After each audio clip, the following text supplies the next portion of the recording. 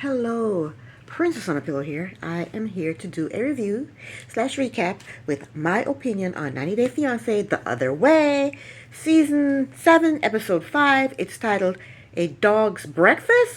Where did you get that title from? Oy!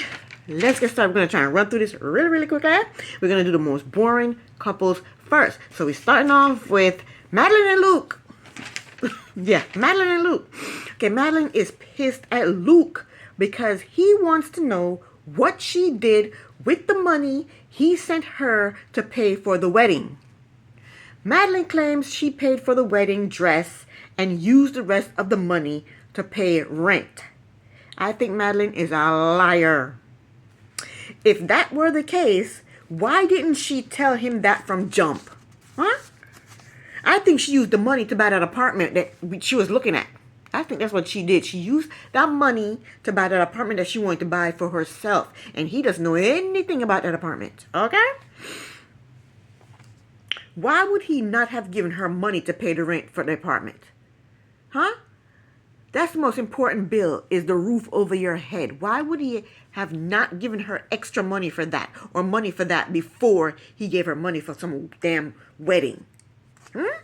What's more important, a wedding or having a roof over your head? I think he gave her money, and he knows that wasn't, she didn't use the money for no damn rent, because I'm pretty sure he paid the rent. I think Madeline is a liar, and I think she's stealing from Luke. And whenever she does something wrong, she manages to switch it around and be mad at him. And he allows it to happen because he's so in love with her. Anyway, Madeline came to her damn senses and decided to cut back on some of the expenses for the wedding. But she's still mad at Luke. And I don't understand why she's mad at him. All he asked her was, what did she do with the money that he sent her? And he has a right to know because that was his freaking money. Next, Luke is in bed, and I hope he showered. He's laying up in bed, and she's pretending like she don't want to get in bed with him. Because she's mad at him. So she just wants him to grovel.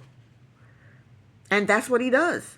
He apologized to her for embarrassing her in front of Lizana when he was asking her what she did with the money.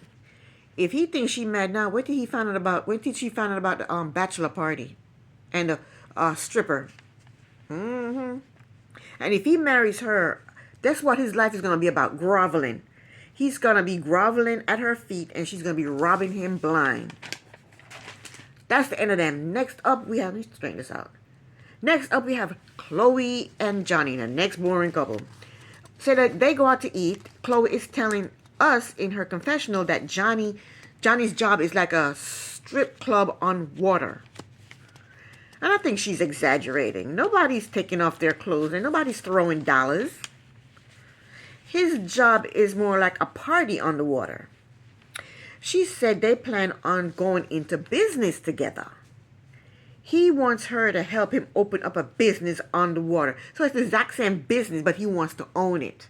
So he wants the exact same business that she wants him not to do anymore, but he's going to be owning it. He thinks he's slick. I think he wants her money in order to start this business, because he thinks she's a little rich girl. So he wants to use her money to start his own pirate business. I think that's what he wants to do. Chloe just wants him to quit the job because she's jealous of him being around pretty sexy, half-naked tourists all the time. Chloe said his job is to entertain young, drunk girls in dental floss bikinis and then put the young, drunk dental floss girls on his back with them clinging to his back and flipping them all in the water. She ought to know, because she was one of those young, drunk, dental floss bikini girls. She was one of those. You know, before she became his girlfriend, that's what she was. She said he's going to be 33 years old working on a pirate ship. Hell yeah. He want to be working on that pirate ship till he's 100. So she tries to negotiate with him on what he can do and can't do with these young, drunk bikini girls. She told him he can climb the ropes, but he can't put the girls on his back. He told her, I can't make you any promises. Because if he doesn't entertain these girls, he gets no tip. He worked for tips. He told her before he had quit his job for a ex, and it didn't go well. She said, well, I'm not your ex. Don't compare me to her. Chloe said to him, you tell me no, but you tell them yes. But if he tells them no, he ain't going to get no tips. He ain't going to make no living. He ain't going to make no money to pay the bills. And I guess, you know what? I guess it's like a strip club. Because he's the eye candy, and he put on a show and get tips. That's basically what a stripper does, right? He told her the only way he will leave his job is if he opens up his own business. And that's exactly it. He wants to use her money to open up his own business. So he's saying, look, if you want me to leave my job, help me open up this business. But it's going to be the exact same business. Because he said, I got to be on the water. It's going to be the exact same business, but he's going to be his own boss. I think that's what it is. And he's not going to quit his job until she gives him the money. I figured him out. I sure did. That's the end of him and her. Next, we have Mano and Anthony. These two are another one. The entire family goes to play a game. And it looked like a game of marbles, but it's heavier, bigger balls. But wait. Anthony should be job hunting. He shouldn't be playing marbles. He should be job hunting and learning the language. How you move to a country and you don't know you don't know the language, and you're out playing ball instead of trying to, I don't know. So they were having a good time until Mano's mother said to her, I was surprised when you said you were moving back to France. You kept insisting you were going to stay in the States. Lord of mercy. What did she say that for? Why did she say that? She opened up a whole woe is me conversation. Manu said, France has ways, she said, France has way too many issues for me. Here we go. Manu said, when I was here, I was unhappy and miserable. Manu is still unhappy and miserable. She's unhappy and miserable now. What the hell is she talking about? She was unhappy and miserable in the States.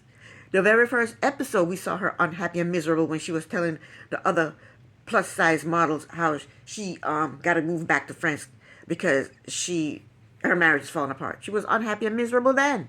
The whole time we've seen her, she's been unhappy and miserable. That's all she knows how to be. What the hell is she talking about? I think she just wants to be pitied. Anyway, she told her mother, excuse me, when she was in France before, she felt like an outsider with her friends and her family. Mano said they used to say, my daughter doesn't eat, but she's still overweight. Manu said there was a lot of body shaming. The father said we did our best as parents. So Anthony don't understand what the hell is going on because he doesn't speak the language. He's just standing there looking lost. How can you move to a country and don't know the language? How? And then you plan on getting a job here and you don't know how to speak the language? What, you going to do sign language the whole time? So he doesn't understand what the hell they're talking about, what Manu and her parents are talking about, but he can tell it wasn't good. He said in his confessional, and he has to say everything he's got to say in his confessional because he can't tell Manu anything negative. So he said in his confessional, I don't know if she's resolving things or bringing up more shit from the past. He said Manu hold on to things and it's hard for her to move forward. For all we know, her parents probably told her about the body fat thing when she was 5 years old and she's holding on to it. She's almost 40 and she's hanging on to it since then. And she just can't forgive them.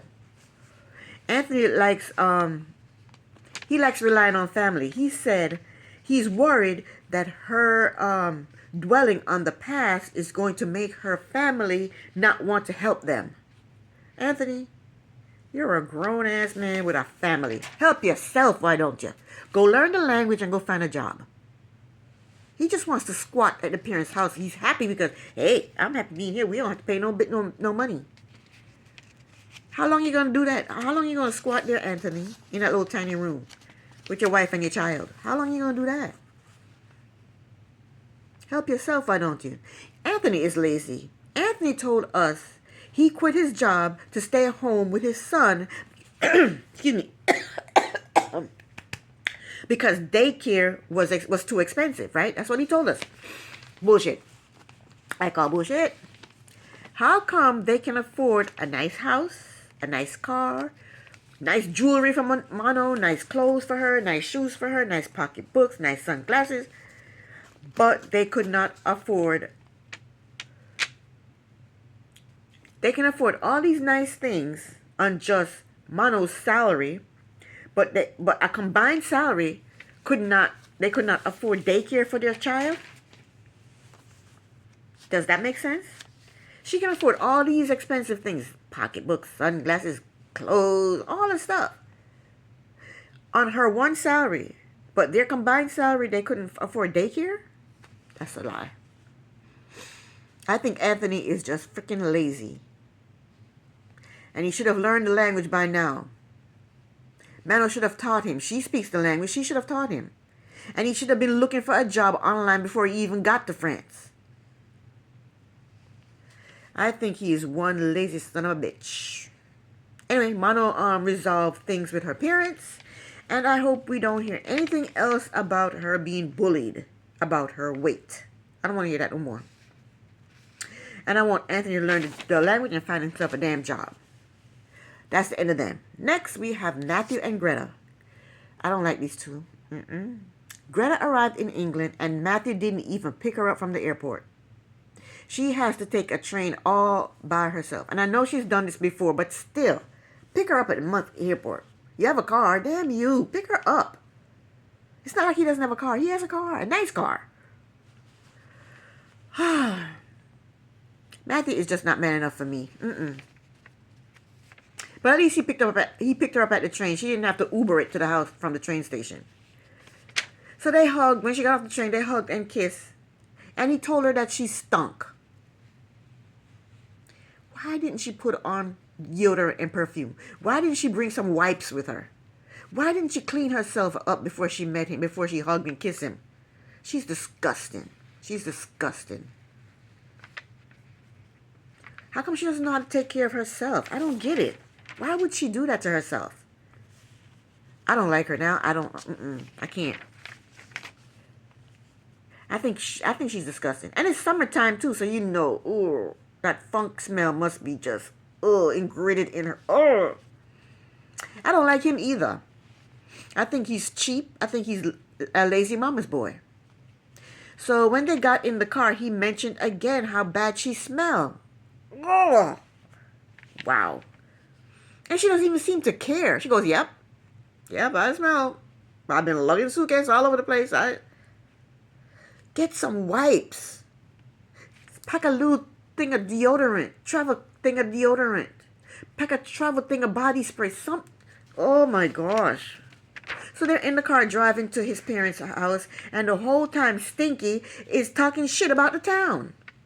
She said the town is filled with old people. I bet you them old people don't smell. She said the town has long country roads leading to nowhere. She said she would live in the town in her 60s, not in her 20s. Stinky, that's where you live right now. You live in this town, right? That's your address. You left the States to live here with Matthew, who you're going to marry. This is your address. This little town that you hate so much is your address. This is where you live right now, in your 20s. She's an ass. She's a total ass. She graduated law school. Stinky graduated law school.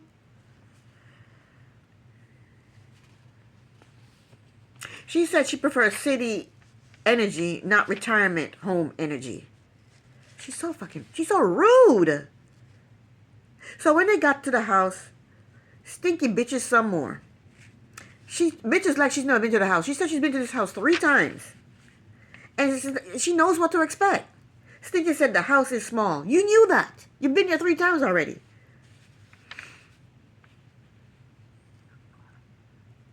She says everybody shares one shower. You knew that. You've been there 3 times already. You don't shower anyway because you stink. You don't want to clean up. She said she's not going to have a place to have her alone time. You need alone time. You stink. Stinky said when she have sex, she like to make a lot of noise, but the walls are too thin. She's grossing me out by the minute. Stinky took Matthew to task for not cleaning out drawer space for her. She told him he should have cleaned out the drawers before she got there, and he should have. I told you he was lazy. A typical dresser drawer have like 3 drawers on the right, 3 drawers on the left, and 3 in the middle. So that's 9 drawers altogether. He only gave her 3 drawers. Only 3. She said, I think I'm going to need a 4th drawer. You need to empty out another drawer for me.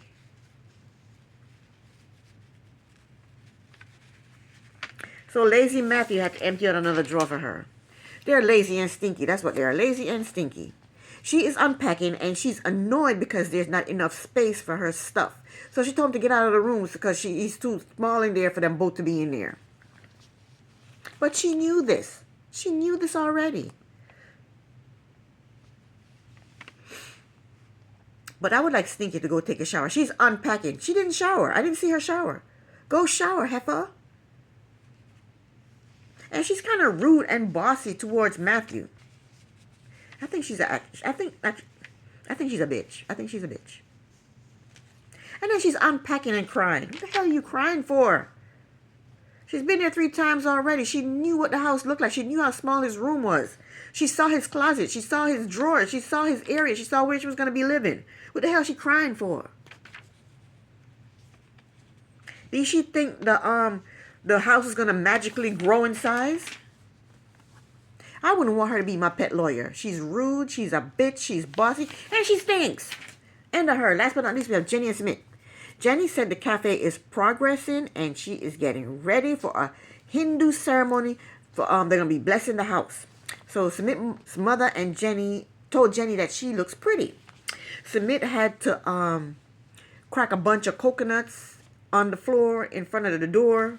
That's some kind of blessing, he said. He said the more coconut he cracked, the more blessing they'll have. My floors are wood, and some are wood. Some areas are wood, and some areas carpet. I could be smashing coconut in my house. I'll just pray for my blessings like I usually do. It's not as noisy, and it's not as messy as smashing coconuts. Okay? So Jenny had to carry a pot with wrapped up coconut on her head and step over the threshold, and Jenny effed it up. The wrapped up coconut fell on the floor, and Smith told her, just use your hands, just carry it with your hands, don't put it on your head, just carry it over the threshold in your hands. Then they did some chanting and threw some stuff in a little fire, and then Smith's extended family came over, some of his aunts. And then Jenny tried to touch their feet. And they were like, no, Jenny, this is not that type of ceremony. You ain't got to touch your feet. Smith's sister-in-law was teaching Jenny how to make flowers with some powder on the floor. So Jenny made one flower, and then she wrote her name and Smith's name in the powder. And then the aunt came over and said, Jenny, what the hell are you doing? She said, make the flowers. Why are you writing initials? Why are you writing names? Make the flowers. Jenny said, I did make the flower. And she pointed to the flower that she made. And the aunt was like, that's not good enough. That's an ugly flower. You got to make better flowers than that. And then Smith came over there and said, but that flower is nice. Told Jenny, your flower is nice. And then Smith told aunt, I like the flower. It's made well. Leave her alone. And I like that he stuck up for Jenny. He can't allow his aunt to be bullying her. She's lucky she got Jenny and not some other American who'd cuss her out and put her in her place. But the bitch is still picking on Jenny. She insists that the flower was not made well enough. And Jenny asked her why she's trying to cause problems. And the aunt told the camera people that, she told the camera person that people don't like the family because of Jenny and Smith's relationship. Well, if people don't like them, they don't have to come around them. As far as I'm concerned, people don't like me, don't come around me. Leave me alone. You know what I'm saying?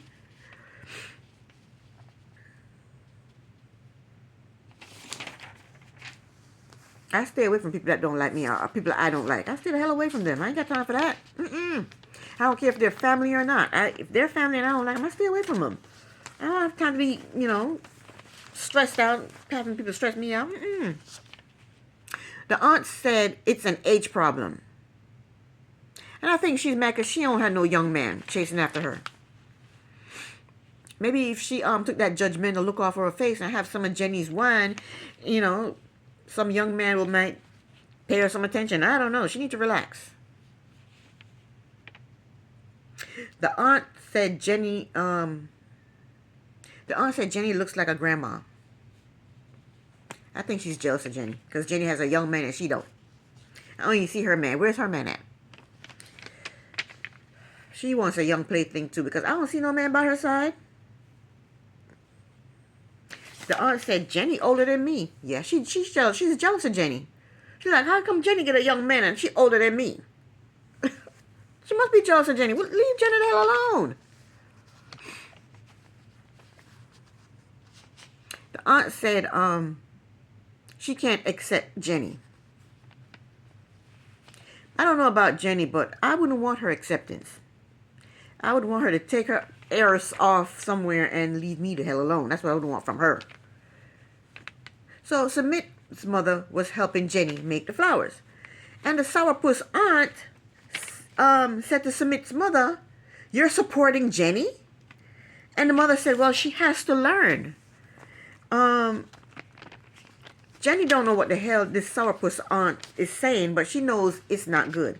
So Jenny said to sourpuss, she said, we're having a good time. Why don't you just leave us alone? Leave us alone.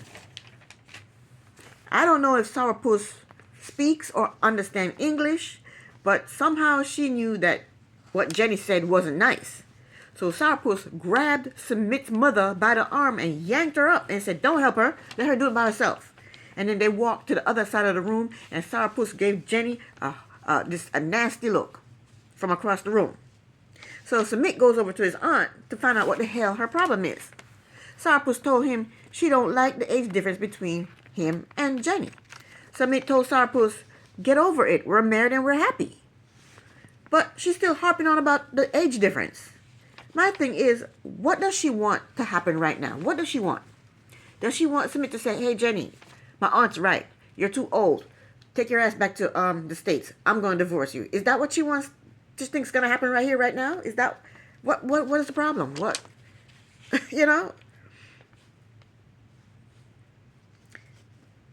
Don't she know that without Jenny, there's no show? And most likely, without Jenny, there's no cafe. Leave them alone, sourpuss. Sourpuss needs to fall back. Submit's mother told sourpuss, my son is happy. If he's happy, I'm happy. Sourpuss said, if society doesn't approve of the marriage, then the marriage is not valid. What the hell is society? Who is society? Society can go. Who is this? I don't have a society. I go to work, I come home, I pay my bills, I cook, I clean, I wash dishes, I wash clothes, I do my hair. I mean, where's my society? Maybe I need a society. Where is the society she's talking about? Who is the society she's talking about? So then, me and Submit were wondering why sourpuss came to the celebration if she didn't approve of their marriage. Why is she here? Why is she here? I think maybe the producer paid her to come in and bitch. Maybe the producers gave her a little bit of money. Go in there and just mess everything up. Just complain and just cause a scene. I think that's what happened. Because I don't understand why she's complaining, why she's bitching. What does she want to happen right here, right now?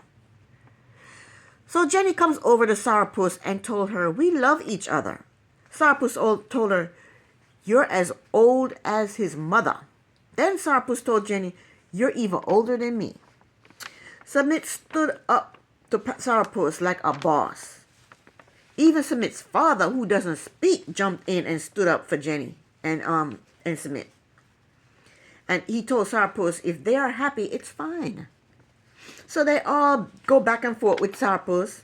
And sourpuss eventually got mad and left. And I think she walked off talking about she was going to start her own society or something. I don't know.